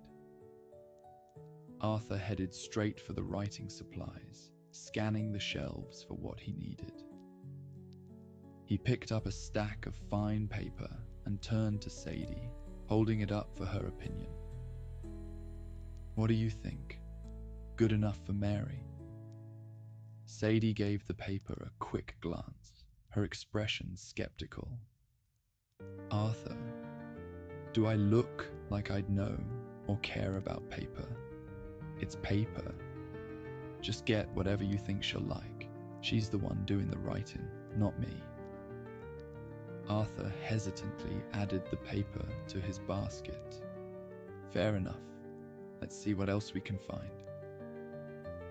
He moved over to the display of pens, carefully choosing one with a smooth grip and an elegant design. "This ought to make her happy," he muttered to himself, adding it to the basket. Then, as they passed by the jewelry counter, something caught Arthur's eye. A delicate silver necklace with a heart-shaped pendant. He picked it up, showing it to Sadie. "What about this? Think she'd like it?" Sadie gave the necklace a once-over, her expression softening slightly. "Yeah, she'd probably like that. Simple, not too fancy. Better than some of the other stuff you could have picked." Arthur smiled, appreciating her honesty. "Glad you're here to keep me from messing this up." With the shopping done, Arthur paid the shopkeeper, and they headed back out into the sunlight, the morning still young. As they walked back to their horses, Sadie paused, leaning in with a serious tone. "So about that job, you in?" Arthur scratched his chin in thought. He had a lot on his plate already, but the money sounded good, and he had a feeling that Sadie wouldn't let this one go. "All right, I'm in. But first, we're stopping by my place so I can drop these off for Mary. She's expecting me home." Sadie grinned, pleased with his decision. "Sounds like a plan. Let's get going then." They mounted their horses and rode back toward Beecher's Hope, the journey passing quickly with the easy conversation between them. When they arrived at the cabin, Arthur could see Mary outside, tending to the small garden she'd started. She looked up as they approached, a smile spreading across her face as she saw them. Mary greeted them warmly, brushing dirt off her hands as she walked over. "What brings you two back so soon?" Arthur dismounted, retrieving the basket of goods and holding it out to her. "Got your list and a few extra things from town. Figured you could use them for your writing." Mary's eyes lit up as she took the basket, her smile widening as she saw what he'd brought. "Arthur, this is wonderful. Thank you." Sadie gave Mary an affectionate nod, tipping her hat. "He did all right, didn't he? Just don't ask me for opinions on that kind of stuff. I leave the fancy things to you folks." Mary laughed softly, her eyes sparkling. "These will be perfect." Arthur leaned in, pressing a kiss to Mary's cheek. "Glad you like 'em. I'll be back tomorrow, all right? We got a little job to take care of, but I'll be home in time for dinner with the gang." Mary nodded, her expression warm. "You two be careful out there." With one last smile, Arthur and Sadie mounted up and rode off toward New Austin. The sun was high in the sky as Arthur and Sadie rode through the open plains of New Austin, the land stretching out before them in a seemingly endless expanse of rugged terrain. The air was dry, with the faint scent of dust and sagebrush carried on the breeze. As they approached the farmer's ranch, the worn-out buildings and rickety fences came into view, looking every bit as tired and weathered as the man who owned them. The ranch house itself was a modest affair, with peeling paint and a sagging porch. A few cattle were grazing in a nearby field, but even from a distance, it was clear the herd had seen better days. As they drew closer, the farmer emerged from the house, wiping his hands on his overalls and squinting against the midday sun. "Afternoon," Arthur called out as they rode up to the porch. He and Sadie dismounted, tying their horses to the hitching post. "Afternoon," the farmer replied, his voice weary. He was an older man, his face lined with age and worry. "You folks the ones come to help me with my problem?" Arthur nodded, stepping forward. "We heard you've been having some trouble with something, tearing through your livestock. Sadie here tells me you think it might be some sort of monster." The farmer's eyes widened a little, his hands fidgeting nervously. "That's right. Ain't no ordinary animal, I'll tell you that. Lost more cattle this week than I have in the past year, and the ones that have survived are so spooked they won't go near the pasture. Whatever it is, it's fast, and it's mean. Ain't never seen anything like it." Sadie exchanged a glance with Arthur, then nodded toward the fields. "You got any idea where it's coming from? Any signs or tracks you found?" The farmer gestured toward a distant grove of trees at the far end of his property. "Seen some tracks leading down that way, toward the creek. But I ain't going anywhere near there after dark. Whatever's out there, it ain't afraid of me or my rifle." Arthur rubbed the back of his neck thoughtfully, glancing in the direction the farmer had pointed. "We'll take a look, see what we can find. But first, tell us about these tracks. What do they look like?"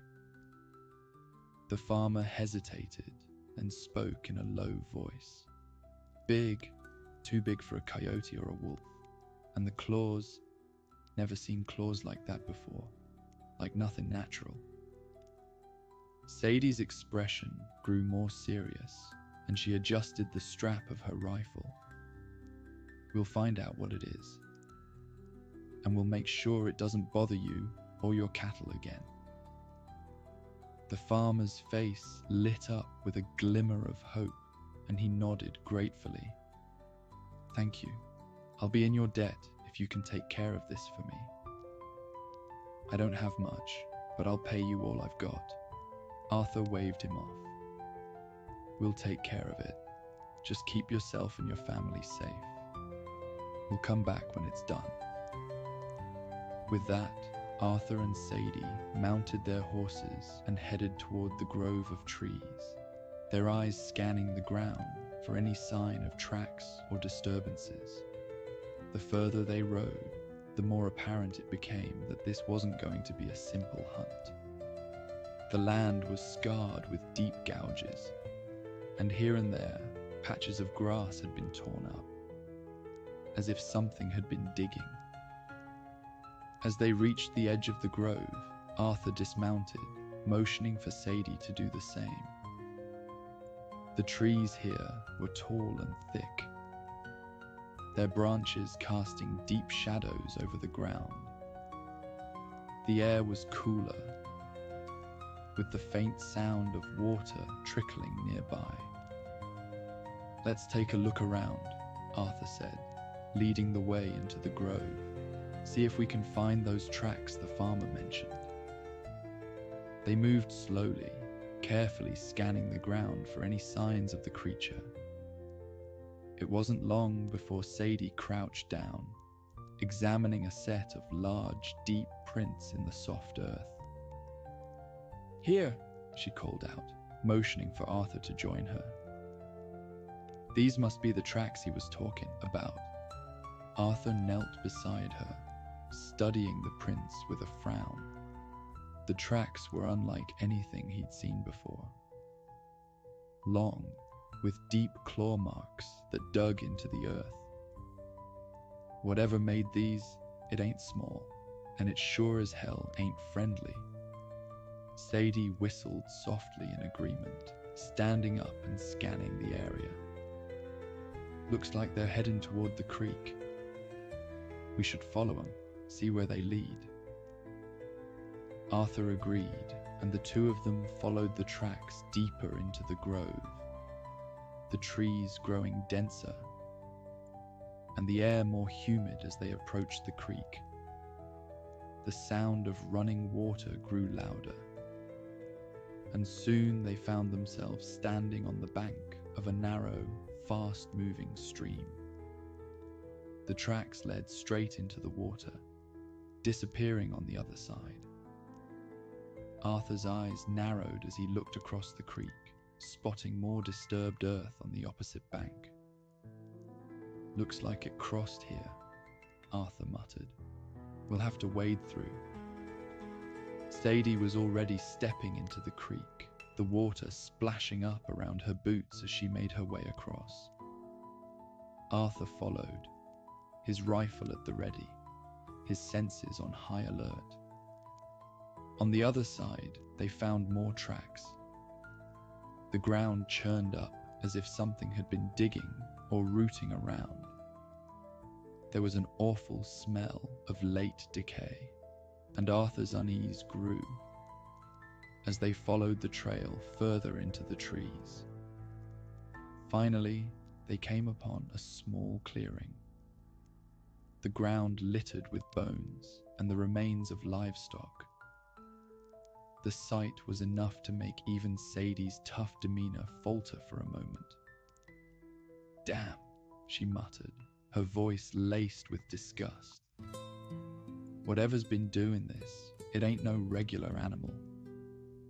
Arthur pinched his nose for some reprieve, and his voice was muffled as he said, "We're dealing with something mean and dangerous, that's for sure. We need to be careful." They spent the next hour scouting the area, but the creature seemed to have moved on. As they made their way back to the ranch, Arthur's mind was already working through a plan to take it down. Back at the ranch, they reported their findings to the farmer, who listened with barely concealed fear. "I'll leave it to you two then," the farmer said, his voice trembling slightly. "I'll keep my family inside, and I'll be praying for your success." With that, Arthur and Sadie prepared to set up for the night, knowing that whatever was out there, it would likely return after dark. And as the sun began to set, they knew it was only a matter of time before the hunt truly began. The air grew cooler, and the quiet of the ranch seemed almost eerie as they set up their camp near the edge of the farmer's property. Arthur was focused, his mind running through the plan they had discussed: set a trap, wait, and take down whatever was terrorizing this place. The farmer had offered his barn as a lookout point, a small, rickety structure that provided a decent view of the surrounding fields. It wasn't ideal, but it would have to do. Arthur climbed up to the loft, settling in with his rifle ready, while Sadie positioned herself on the ground below, her eyes scanning the darkening landscape. The minutes ticked by slowly, the only sounds the occasional rustle of the wind through the trees and the distant lowing of cattle. The sky turned from gold to deep blue, and then to black.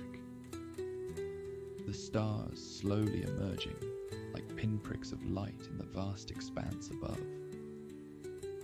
Arthur kept his senses sharp, but it wasn't until the moon had fully risen that they heard something. A faint rustling in the underbrush.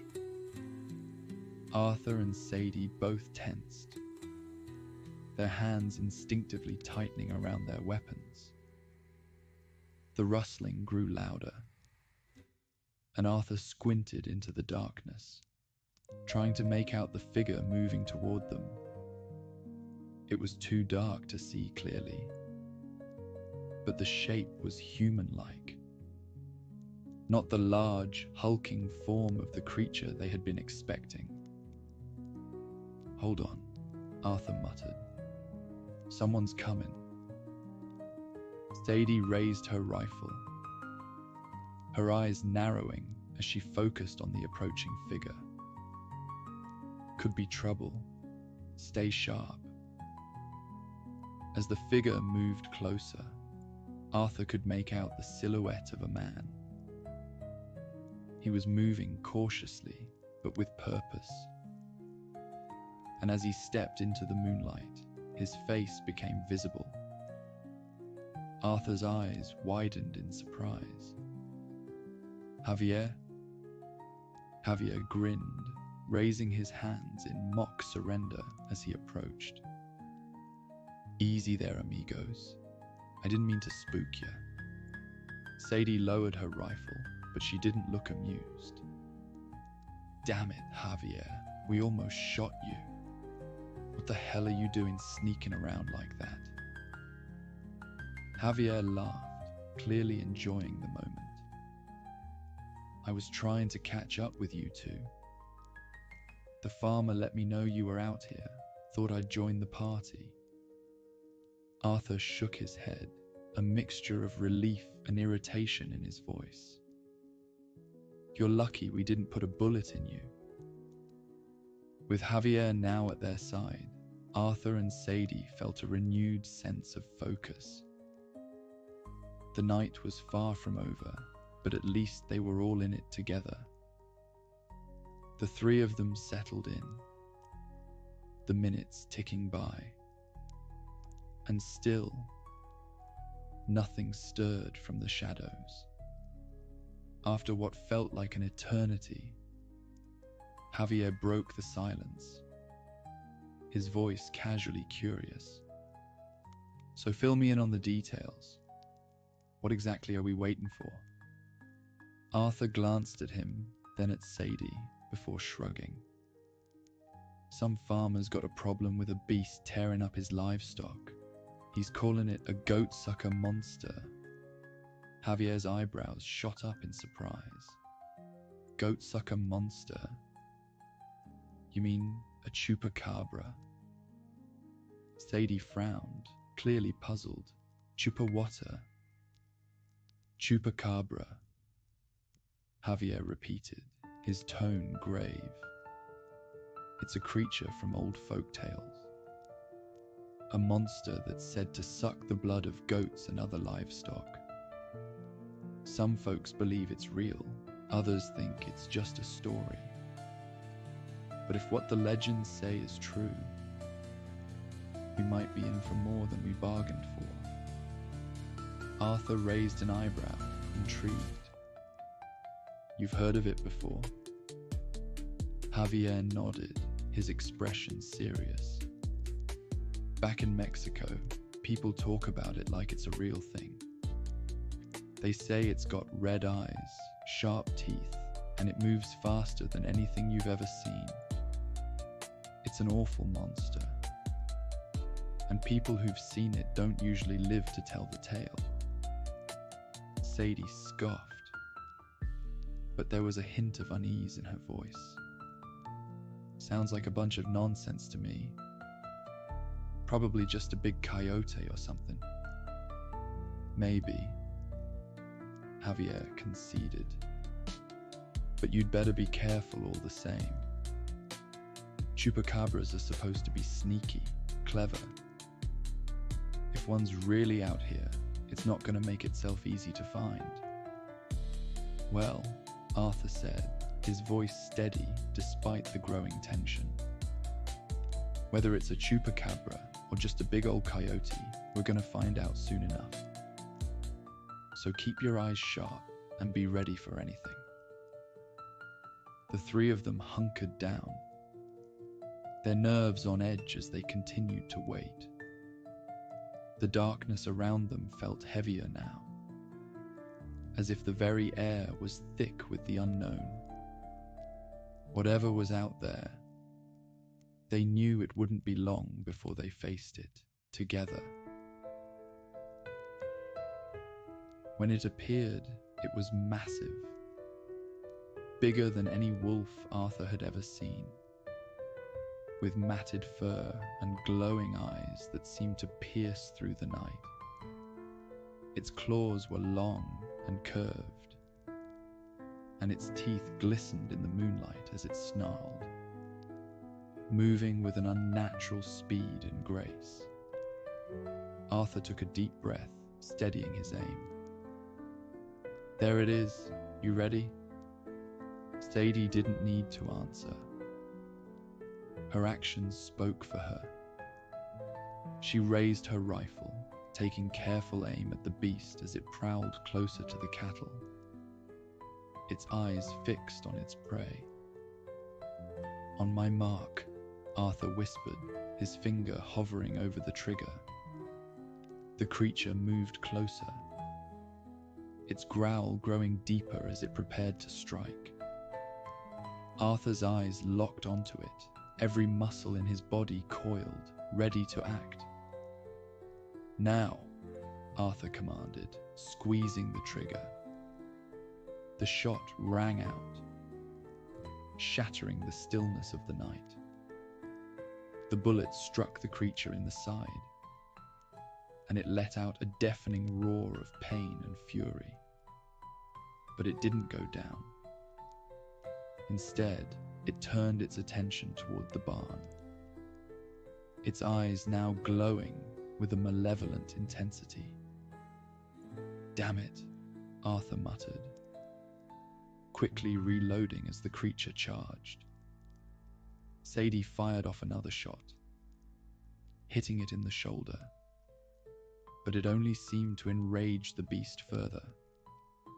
The creature leaped toward the barn, its powerful legs propelling it through the air with terrifying speed.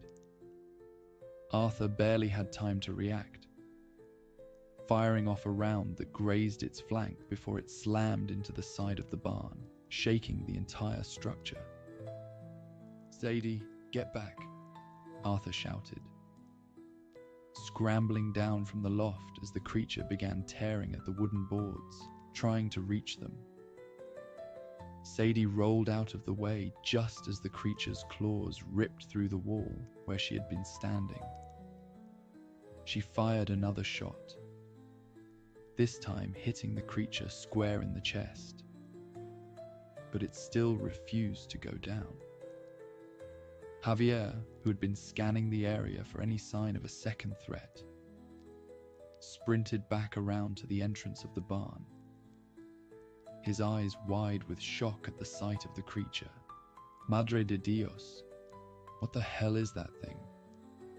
Get over here, Arthur barked, keeping his rifle trained on the beast as it snarled, thrashing wildly. We need to hit it where it hurts. Go for the head. Sadie nodded, taking a moment to steady herself before taking careful aim at the creature's head. Javier, without hesitation, raised his rifle and lined up his shot as well. The creature let out another roar, lunging at them with all its might.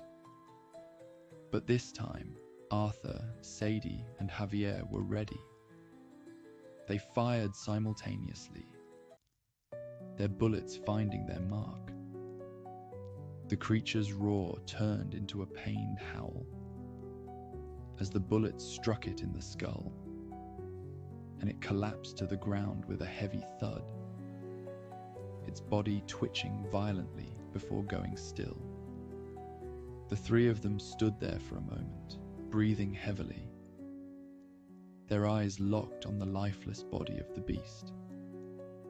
"Is it dead?" Sadie asked, her voice barely above a whisper. Arthur approached the creature cautiously, his rifle still trained on its head.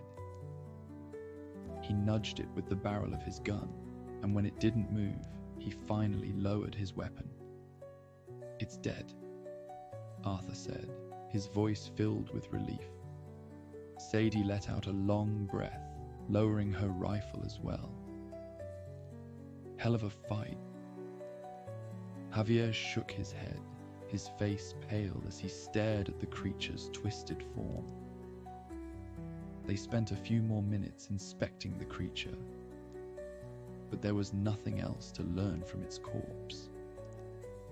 It was something unnatural, something that didn't belong in this world. And now it was gone. By the time they returned to the farmhouse, the first light of dawn was beginning to break over the horizon. The farmer was waiting for them on the porch, fidgeting with his hands. "Did you?" he began, his voice hopeful. Arthur nodded, cutting him off. "It's done. Whatever was out there, it won't be coming back."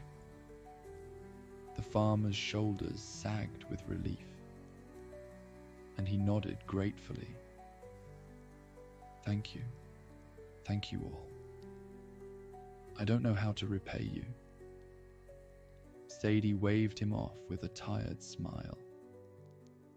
"Just keep your cattle safe, and maybe think about fortifying that fence of yours." Javier gave the farmer a reassuring pat on the back. "You did good, keeping your head and calling for help." Arthur handed the farmer the money they had agreed on, but the man pushed it back into Arthur's hands. He hesitated for a moment, then nodded, accepting the payment. "Much appreciated. You take care of yourself and your family." Arthur, Sadie, and Javier exchanged tired but satisfied glances before they mounted their horses. As they rode away from the farm, the first rays of the sun cast a warm glow over the land, washing away the darkness of the night. Javier fell in beside Arthur, a thoughtful expression on his face. "You ever think we'd be fighting monsters out here?" Arthur chuckled softly. "Not exactly what I signed up for, but I guess there's always something new in this life." Sadie grinned, her spirits lifting as the sun warmed their backs.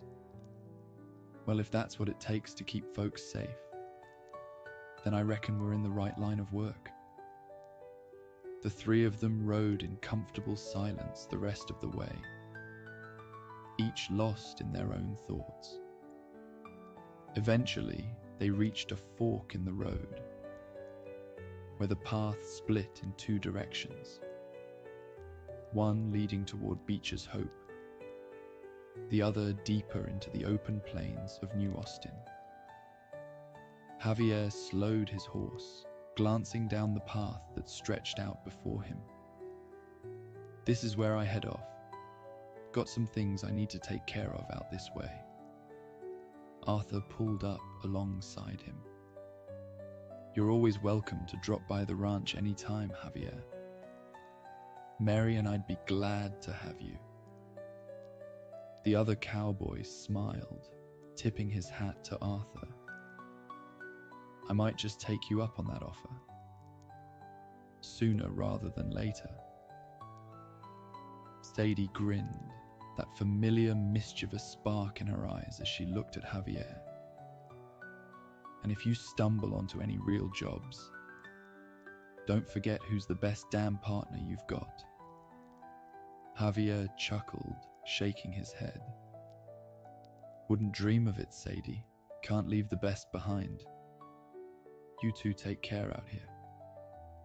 Javier gave them one last wave before turning his horse down the path into the open plains. Be seeing you both, he called over his shoulder, his voice carrying in the morning breeze. Arthur watched him go, a sense of fondness and respect settling over him.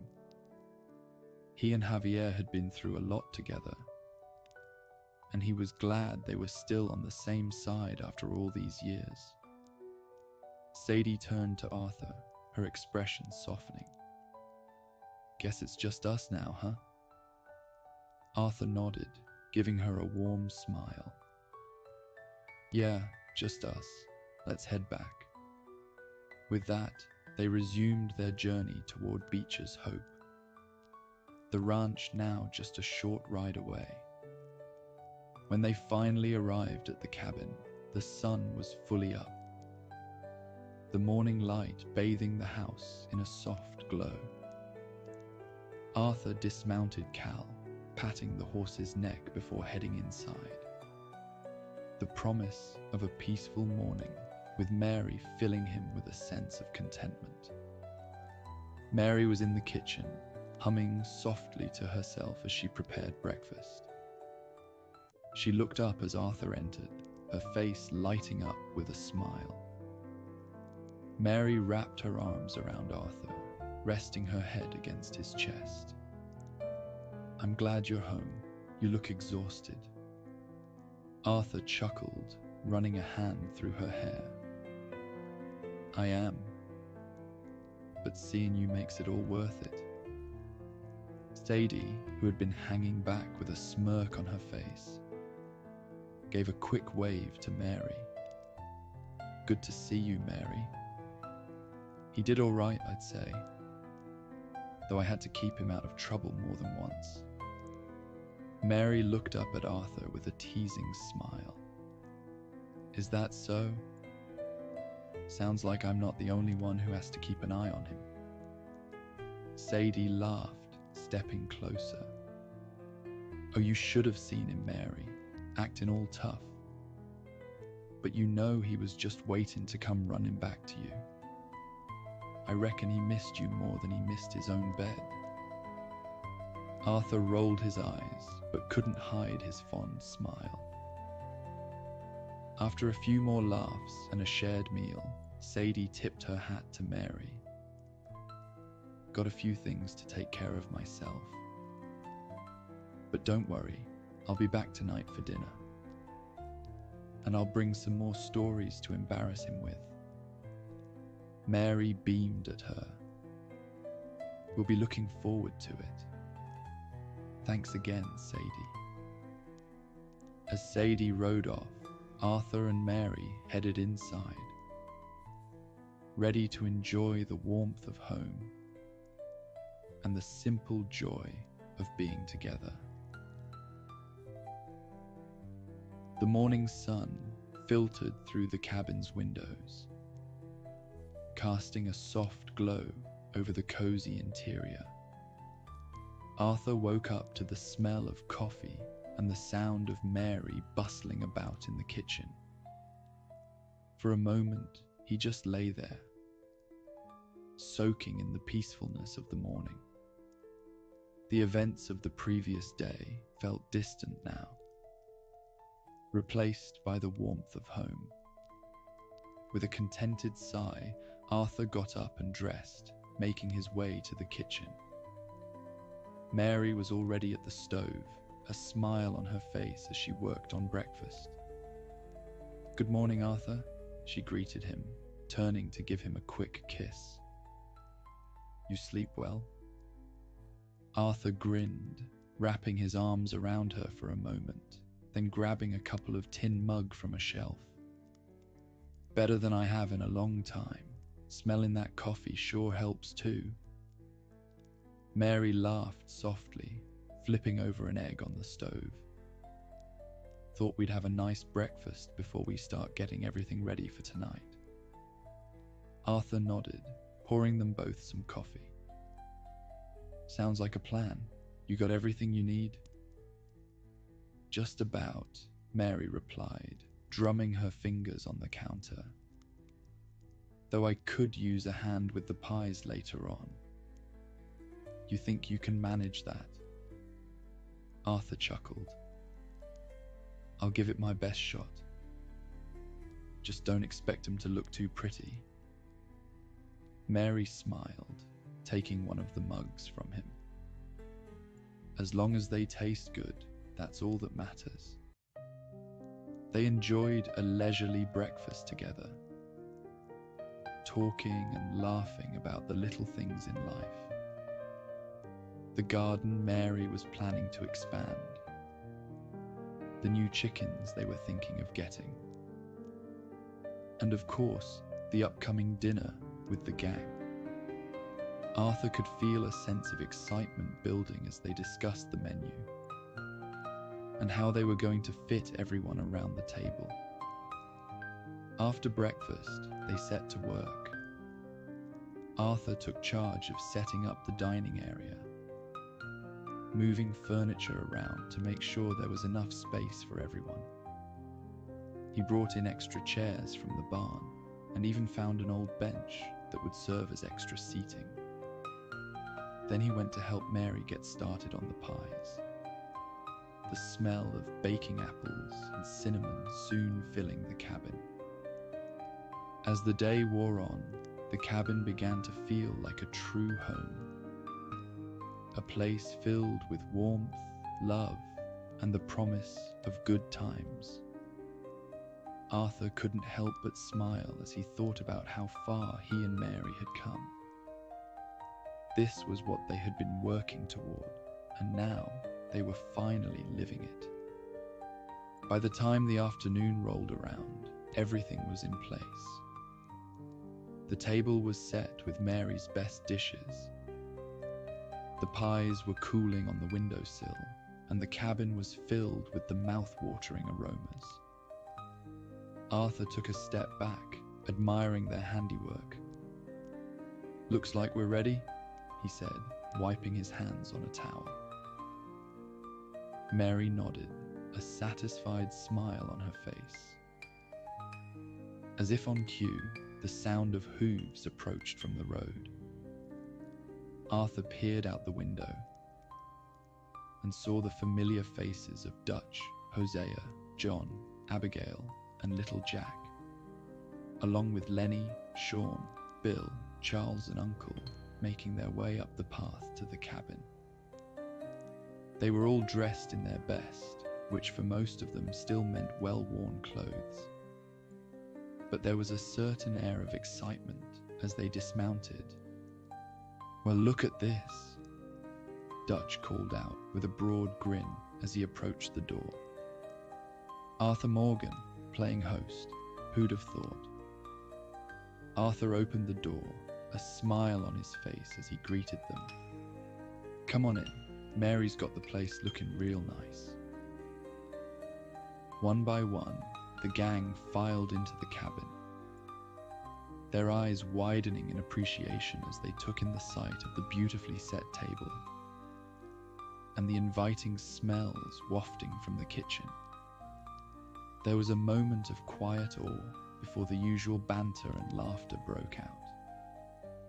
Mary appeared from the kitchen, wiping her hands on her apron. "Welcome, everyone. I'm so glad you could make it." The gang greeted her warmly, each of them expressing their appreciation for the meal she had prepared. It wasn't often that they all got to sit down together like this, and everyone was in high spirits. John and Abigail settled in with Jack, who was already eyeing the food with wide eyes. "This is real nice, Arthur," John said, giving his friend a nod. "Real nice." Uncle, never one to miss an opportunity to poke fun, sidled up to Arthur with a smirk. "So, Arthur, finally settling down? Didn't think you had it in you." What's next? A herd of cows? Before Arthur could respond, John cut in, giving Uncle a look that shut him up quick. Give it a rest, Uncle. Arthur's doing just fine. Arthur shot John a grateful look before turning to Lenny, Sean, and Bill, who were already making themselves comfortable near the table. You boys behave tonight, all right? Lenny grinned, raising his hands in mock surrender. We'll be on our best behavior, promise. Sean laughed, slapping Lenny on the back. Aye, no trouble from us. We're just here for the food and the good company. Bill nodded, though he couldn't resist adding, can't promise I won't eat too much though. Arthur rolled his eyes. Just don't eat it all before everyone's had a chance. As the gang settled in, Sadie made her entrance, having just come from checking on her horse. The conversation flowed easily, with Sadie and Mary chatting about everything from life on the road to Mary's plans for the garden. Arthur couldn't help but feel a sense of pride as he watched them, knowing that Mary was finding her place among his old friends. Dinner was a lively affair, filled with laughter, stories, and more than a few good-natured jabs at each other. Sadie regaled everyone with the tale of their adventure in New Austin, embellishing the details just enough to get the whole table roaring with laughter. Even Uncle managed to get in a few quips, though he was mostly focused on the food. Jack, who had been listening intently to all the stories, piped up with a question for Arthur. Uncle Arthur, are you really as tough as everyone says? Arthur grinned, ruffling the boy's hair. Well, Jack, I reckon I've been around long enough to know a few things, but I'm nothing without folks like your pops and the rest of these fine people. John smiled at the interaction. His eyes filled with warmth as he watched Arthur with his son. Don't let him fool you. Arthur's tougher than most, but he's got a good heart too, and that's what really matters. As the evening wore on, the meal gradually came to an end, but the conversation and laughter continued. Arthur found himself leaning back in his chair, lighting a smoke, and watching his friends and family enjoy the evening. Eventually, the time came for everyone to head back to camp. There were hugs, handshakes, and promises to do this again soon. The gang filed out of the cabin, heading back to their horses with full bellies and warm hearts. As the last of them rode off into the night, Arthur stood on the porch with Mary, watching the flickering lights of their lanterns disappear into the distance. It was quiet, cool night outside, the stars dancing with joy and the moon glowing in full glory. Mary slipped her hand into Arthur's, leaning her head on his shoulder. That was wonderful, Arthur. Thank you. Arthur smiled, pressing a kiss to the top of her head. It was a good night, Mary. Couldn't have done it without you. They stood there for a while, wrapped up in the quiet of the night, before finally heading back inside. The cabin was warm and inviting, the remnants of the evening's meal still on the table. Arthur helped Mary tidy up, the two of them working side by side, sharing quiet conversation and the occasional laugh. It was the kind of simple, domestic work that Arthur had come to appreciate more and more. A far cry from the life he had known, but one he was grateful to have found. When the last dish was washed and the table cleared, they made their way to bed, the day's exhaustion setting in. This was the life he had always wanted. A life filled with love, laughter, and the warmth of home. And as he drifted off to sleep, the thought that this was just the beginning filled him with a quiet joy. Tomorrow would bring new challenges, new adventures. But for now, Arthur was content to simply be. To hold Mary close. To listen to the soft crackle of the fire. And to know that, for the first time in a long time, he was happy. And so, my dear friends, we come to the end of tonight's ride. I hope you've enjoyed this journey into the rugged heart of the Old West, where the lines between outlaw and hero blur, and where every sunset holds a story worth telling. As we part for the night, remember that the world of Red Dead Redemption 2, with all its dusty trails and hidden corners, will always be there, waiting for you to return. Whenever you need a reminder that even in the toughest of times, there's always a chance for redemption. Until next time, may your nights be filled with the warmth of a campfire and the gentle strum of a guitar. And may your sleep and dreams be as peaceful as a ride through the quiet plains under a blanket of stars. Farewell for now.